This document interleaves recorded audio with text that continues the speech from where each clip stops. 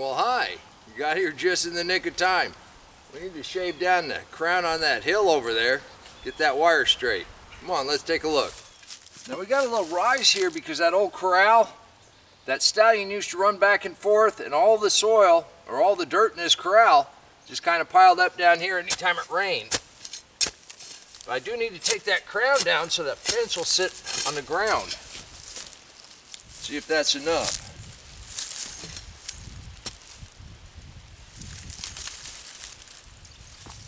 That look like that'll do it. I got more garden than I got fence. That sort of plan. When we go ahead and open this up, we're just going to pull that fence over here. We'll tie it in here. Then we'll have a little extra to make some trellises. That's the plan anyhow. The layout, we've got this long line. Then we come over here, kind of a nice little arc. And it'll hook into that post right back there. So it'll be a nice little transition. Easy enough to get in here and mow. And of course I was asked, why don't we just go ahead and make this whole thing part of the garden? I've thought a lot about that. And you might think that would make sense. Except the critters, what we found with the critters, I have to have this electric fence. We've got armadillos. And they will just plow up your garden. Now getting that electric fence to where it would make sense that it's not, I can't see as it would work. And where the shed was built, you know, I built that greenhouse off of that shed. Where that shed was built was almost on the property line. So there's really no space to put the hot wire going around. And anytime you have an electric fence, especially this low to the ground, you want to keep the leaves and stuff out of it. That close to the property line, in between the wall and the fence, there would be debris in, it would shut the fence down, then it would become useless. So that's why we're just expanding this way. We're not going to extend it any further towards the property line, simply because I want to be able to drive down there, get to the shed, and the trees keep falling, and I don't want that much stuff in the garden. Now I went ahead and left this old water in.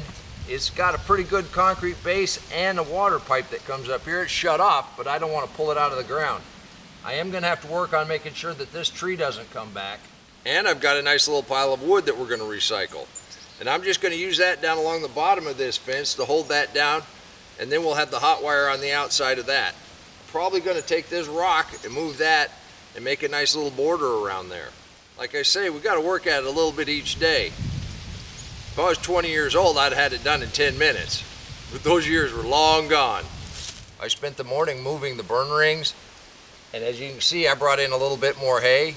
And I've got a couple more 2x4s that were clean out of that junk that I picked up. We'll see if we got a project or two. But I keep getting asked about the mulch. What I do to prepare for this. I mean, what you can see on the ground, I've just come in here and dumped it. We've got wood chips, we've got leaves, we've got hay. I don't put any bone meal or calcium dust or anything on the ground. This has been mowed. It's as tight as it needs to be.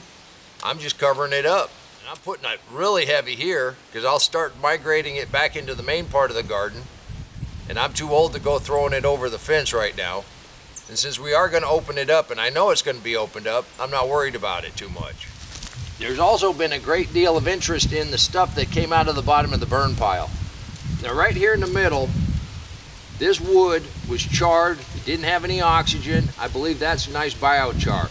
A lot of the white, that's just regular wood ash. And then these bigger pieces, I would consider those charcoal. But the biochar, the stuff in the middle, I've already put quite a bit, spread it out here and there. You just take a shovel and you just lightly sprinkle it.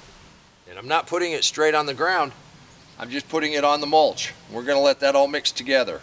I don't know if it's gonna make any difference, but I don't wanna waste this. And I don't want to just cover it up yet. I want to kind of clear this. We still have this little pile left. I need to get that cleaned up.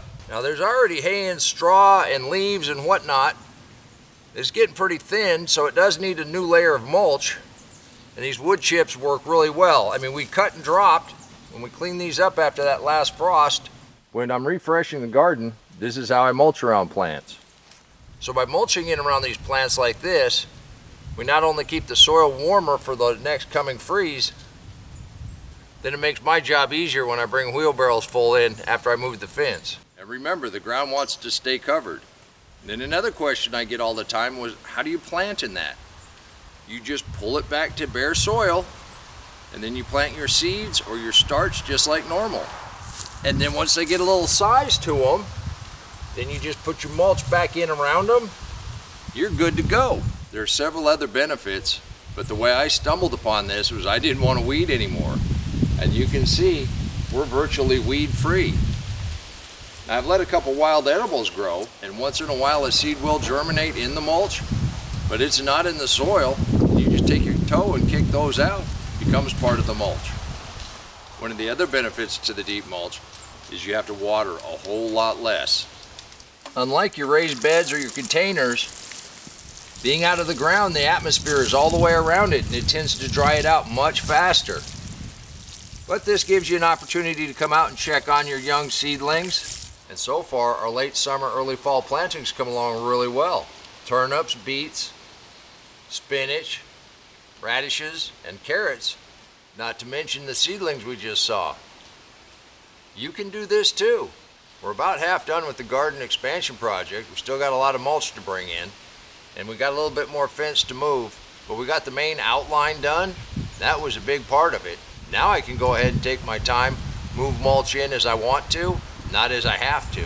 I got one more project to do before the next freeze, and that's to build a top for this raised bed, and I hope you join me for that.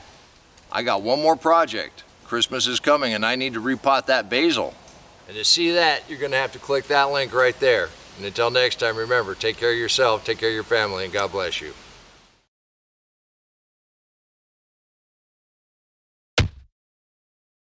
Come on, let's plant. Let's go plant garden.